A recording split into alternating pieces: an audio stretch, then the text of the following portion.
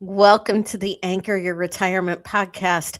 I'm your host, Barbara Gullen, hanging out with my buddy and pal, Tony Shore. Now, we're recording this a couple of weeks before it's going to drop because Yes. it's summer and schedules are crazy. However, last night in the American League Central, we had the Battle of the Basement between the Royals and the Twins. And the Royals came out victorious. But did you, I'm Which was guessing unbelievable. It was 5-3 at one point, or it was. 5-2. I It mean, was, and then it was 6-5, and I almost texted you at that point and said, I like the score better now, because next year we are going to have to go to a game together. yeah, we have to hit a game for sure. We do. Now we need to decide whether we're doing it in Minneapolis or Kansas City. I'm Right. kind of voting for Minneapolis because I've never been to that stadium. Oh, that's a great state. The Twin Stadium. Target Field is so nice. Kauffman Stadium is amazing and has some of the best food you will find in all of baseball. Yeah. However, we are building a new stadium downtown that's going to open in 2030. So I don't know, maybe we'll do a game in each place because that way you can say goodbye to the K with us. Sure. But the player who hit the single that scored the last two runs that made the Royals win 8-6 had a heck of a day. He had played a AAA game for the farm team in Omaha in, I think, Cincinnati. It's either Cincinnati or Columbus, somewhere in Ohio. Yesterday morning, like there was an 11:05. Yes. He played a minor league game. He played a minor league game, got called up because one of our pitchers went on, had a family emergency and went on reserve. So they had a spot in the roster. And he missed the first flight to get to Minneapolis. Oh. Got on the second flight, was watching the beginning of the game as he got off the plane. And thanks to that hour-plus rain delay, got to the stadium in time where he played in the ninth inning. Oh, my God. I didn't know if you knew that story. I had no idea. No, and in fact, I guess I remember I had the volume kind of low and was kind of watching it while I was working on my computer last night. We kind of had it on in the background for a while, and I heard them say something, but I did not know that. That is crazy. Yes, I watch the games with no volume so that I can actually watch the game and not listen to people talk. I know. Try it sometime. It's amazing. Oh, I have. Actually, we have such great local announcers in the Twin Cities here for our sporting events, especially the Vikings play-by-play guy. Paul Allen is probably one of the best football announcers that I've ever heard. So I'll turn the TV volume down so I don't have to listen to the Fox News or Fox Sports or NBC Sports guys or ESPN, and I'll listen to Paul Allen, our local guy, call the game, and it's so much better. I mean, it's unbelievably better. Well, and Eric Hosmer, who was on the 2015 World Series winning team, is now back as a commentator for the Royals. That's great. So he's fun to listen to. Yeah. But alas, this is not a sports podcast. We have to remind ourselves of that every now and then, don't we? Yes. Yes, it's not. We're talking about finances, and today we're talking about especially for business owners out there. Yeah, right? we're small business owners. You have a small business on the side. Yes, I do.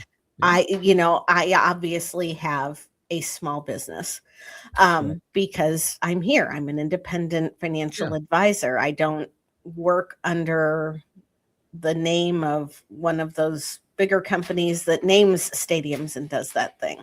Right. We kind of do our own thing here. But, I mean, even Taylor Swift is a business owner. Probably, I wouldn't quantify her as a small business owner anymore, but she started out as a small business owner. And, keeps reinventing herself just, since I said we're a couple of weeks ahead of when this is going to drop.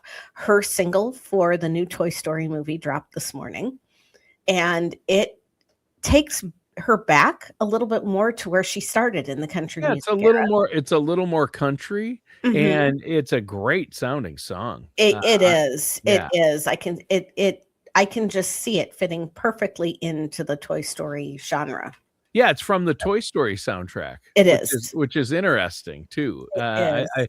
I find it interesting that she did that. Well, and And by the time this drops, I think the movie will have been released, and there are a couple of characters, at least one character that is female, that Pixar has not released who is doing the voice. So there is speculation that she's the voice ah, artist for that. I would not be surprised by that. So That wouldn't surprise me in the least. But the song "I Knew It, I Knew You," and it is good. But you talk about business owners who went from an independent artist, which is like running mhm, your own business, all the mhm, way up to being part of a corporation, to then going yes. independent again. And look how successful she's been. Yeah, I'm waiting for her to launch her own record label for artists. It Yeah, wouldn't surprise me if that to happens. sign other artists. Yeah, yeah. But most people, present company excluded, don't get into business because they're good with money. You get Yeah. into I mean, business. I do business. I've been independent, and I do voiceover work Mhm. on the side, and just did a project last night. In fact, for somebody in Nashville, I did some voiceover work for a video voiceover, and I'm not a money. I never was. I didn't get into it. You've Voiceover learned work, a lot over the last few but years. I've learned a lot over the last 14 years, co-hosting financial shows, working with Mhm. people in the financial world, and especially yourself. I never thought I would understand federal benefits as well as I do. That's for sure. Well, thank you. So, most people get into business because they have a passion for whatever it is they're doing.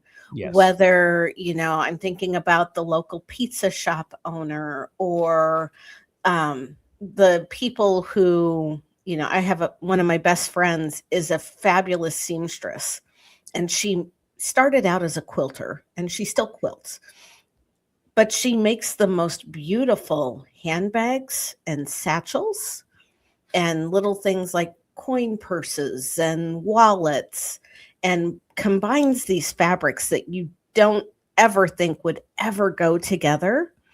And she puts them right next to each other, and they end up being the most creative thing you've ever seen. When we get into following our passions and we start to build that business and start to monetize that, unfortunately, the last thing a lot of people think about is the money. Hmm. Yeah. And I'm sitting here as a failed business owner. I made this mistake when I had my first business, which I don't even know if maybe you know this. I used to have a bakery in my house. I had a second kitchen that was licensed and inspected by the state before cottage baking became all the thing.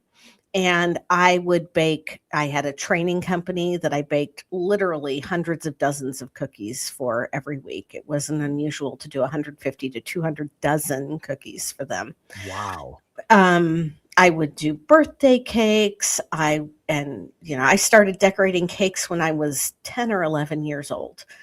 I made candy. I did all kinds of things. But nobody sat me down and talked to me about margins and profit. And nobody sat me down and said, "Hey, did you know you could set up a retirement plan for yourself with the money that you're making from this business?" Yeah. Yeah. So, It's, and you should. I mean, there's so many independent contractors or self-employed people and small business owners, medium business owners that mhm, need that direction. And especially the earlier you can do it, the better. But right. it's always time to change too. But you're right. You want to build that business in a way that can take care of you. A lot of people, you're worried about taking care of your clients and Mhm. customers, and that's, obviously that has to be number one. But who's taking care of you? And I Right. think that's That's what gets neglected, isn't it? right. And that's where your focus should be, on serving your clients and serving them well. Right. But we talk about working in your business and working on your business. And for a lot of entrepreneurs, working in your business is what your passion is. Mhm. working on your business. If you're just starting out and this podcast is for you, if you've got a brick and mortar location and you're successful, this podcast is also for you. Because once you've gotten to the point where you've got that brick and mortar, once you've got a book of clients and you've got that recurring revenue, whether or not you realize it, you have an asset that you need to protect. Yeah. Yeah, you do, and it is a big asset, and it's kind of like a key man or key woman or key person, I should say, Right. right? I And don't want to leave anyone out. well, and Uh, that's the kind of insurance you get when you have a team, so that, the successor has money to buy you out if something happens to you in an untimely fashion. Because a lot of times businesses don't have these structures in place. So if something happens and the business owner has a heart attack or is killed in a car accident or something like that, then there is no succession plan in place. There is nothing organized to figure out how this business lives beyond the person that created it. And yeah, if you've gotten to the point where you have formed a legal entity, and if you haven't done that yet, it's something to consider. That legal entity lives outside of you, and that legal entity lives beyond you. hmm Your business doesn't have to close because you're no longer there. And more importantly, a lot of entrepreneurs and business owners don't think longer term about retirement and about building a succession plan and grooming a successor. yeah. It is. Succession planning is huge, and I've known people with huge businesses they've built up that Mhm, haven't put one thought into their succession plan because they've gotten so busy into building their business. And they've been young or in middle age, they're young mhm. when they start, or they're in middle age and they're like, they don't ever stop to think, oh, I'm not going to live forever, or Well, I not should start only that, but, the future. do I want to be doing this when I'm 70? Do I want to be doing this when I'm 65? Do I love it? Yes. But, Eric's family owned a bakery, and their intent, without really talking to Eric about it, was that Eric was going to go to baking school and get the degrees and come Sure. back and take over the bakery. But that wasn't what Eric wanted to do. Yeah, that happens a lot, that people assume, Mhm. my son or my daughter is gonna take over the business, or my family will jump in, or my younger brother is gonna be here to do this, and that's not what your kids or your family might want, so No, I mean, and true to form, I mean, one of my kids at first thought that she wanted to be in this industry and become the succession plan and make this a generational business, and got into this and was like, I'm really not feeling it. So kudos to her to be able to say, I don't think this is right. Now, that's not to say that 10 years down the road, she won't change her mind and that plans might change. But in the meantime, when I have prospective clients coming to meet with me, especially the higher net worth clients, one of their first questions is, what happens to me if something happens to you? And to be able to go to them and let them know that I do have a succession plan in place, and that, we are grooming agents that are up and coming and who will have a career far beyond the time that I am hopefully hanging out in Italy every now and then and enjoying my retirement years. Although I have such a passion for this and helping people, I don't ever see myself completely leaving this industry. I see myself slowing down a little bit, yeah. but that Barbie, doesn't you're gonna be mean doing this as long as you're able. I know I that. I am. I am. I I love love it. working with my clients. I develop relationships with my clients. It's because I have had people approach me wanting to buy my business. Mhm. And quite honestly, if it were just about the numbers, I'd give them a number and I'd walk away. But for my team and for me and for the people that we bring on, this is about developing a culture. And I'm not the only business owner that feels that way. Right. Yeah, I know you're not. And so, And so yeah. you owe it to yourself as a business owner to nurture that succession plan, to cultivate the plan. And not only along with succession planning, but you need to figure out what your business is worth if you're going to be selling it to somebody else. Yeah. You need to find somebody who is a suitable successor to you. Yeah. Yeah. And that's so important. And Barb, I know you've given this a lot of thought for your business and done this planning, and you've even helped others and worked alongside others. I mean, in your industry, I know that you get together with some of the top financial advisors who have their own businesses, and a lot of your clients have their own businesses. And this is something you can help out with. And I just want to encourage listeners out there, if you have a business, no matter how small or how large, you need to have a plan in place and a plan to take care of you. A lot of people, is your business insured? Are you insured? And that's the future of your business. If something should happen to you tomorrow, what happens to your business? What happens to your family? And are you managing the cash flow of the business so that you are setting back money for the slower seasons? Are you treating this like a business? You can't use your business account as your personal ATM. Are you working on all of the details so that if something does happen to you, somebody else can come in and pick up that mantle? Yeah. Have you gotten the business valued? If you are planning on this business continuing beyond, or if you're planning on selling your business, having that successor in mind. If the successor is coming internally, you may very well need that key man policy so that the successor has the capital from the key man policy to acquire the business, and so that if something happens to you, you can be bought out and your family has money to live on afterward. Yeah, that's key right there. And so there are so many things. And, I know a lot of people, a lot of small business owners are like, well, now I'm starting to hire some employees.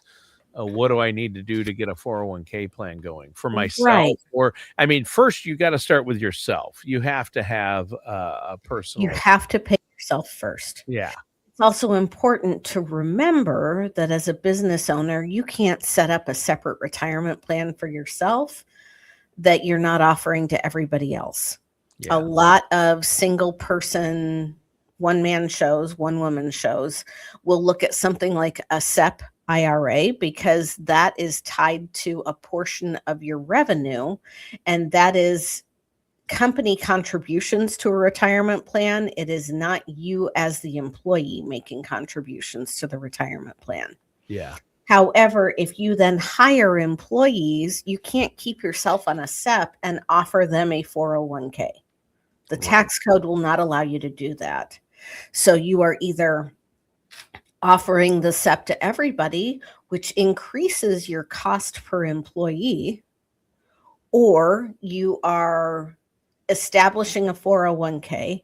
Establishing a 401k can be an expensive thing to do, unless, and we work with organizations that help small businesses put these plans together for 401ks, for group health insurance, and other benefits like disability insurance and accident insurance. We have access to those resources to help employers be able to offer that to their employees at a more economical rate than if they were trying to go out and do it all by themselves. Sure. Which then means that you can hire better talent because you're offering a better benefits package than the other small business owner who has a business similar to yours, but who doesn't understand how to leverage the power of being a small business. Yeah. You need to know these things. And Barb, I love how this is just another aspect of what you help people with. And so many of your clients do have some type of independent business as well, or own their own business. Anymore, it's hard to find somebody that doesn't have a side hustle of consulting Yes. or the craft business or Something something. that can turn into more too. Yes. And you have a lot of those. Pretty much everybody has at least a side hustle these days, or a lot of Well, people, many if people not have their own learned, company. right. Many people have learned not to rely just on one income stream. And, some of the older people developed those multiple income streams with investments and passive income. However, until you have enough invested to generate enough passive income for that to be the other source of money, you may end up consulting. You may end up doing something else on the side so that you have the opportunity to create the future that you want and to design that. And if you're an employee, the side hustle keeps you in the driver's seat a little bit and gives you a little bit of control. Yeah. But as a business owner, we can help you structure things so that you can offer potentially a better benefit structure to your employees and help retain that talent, and then start building out that succession plan and making sure that you've got your business structured so that it lasts beyond you. Yeah. There you go. So how can our listeners do that, or get more information about this? Or even if they don't run their own business, how can they get more information about their own financial plans? And Even if they want to figure out how to make the side hustle more beneficial to them, there you go. can always go to our website, bgwealthmanagement.com. At the top, there's a button that says book a consultation. Click on that and fill out the information. Or if you want to do it the old-fashioned way, call us at area code 913-553-6222, and we'll get you on the calendar to meet with either myself or one of the other advisors in the office and help building out that business plan for you, not only so that you can make the most of it while you're working, but so that you have that exit strategy built in as well. Boom. Great. That's fantastic. And again, the number they can call Barb is 913-553-6222, or just go to bgwealthmanagement.com, correct? Yep, that'll do it. All right, that'll do. Thanks, Barb. Thank you, listeners and viewers, for tuning in. That does it for today's episode of Anchor Your Retirement with our host, Barb Gullen. We'll see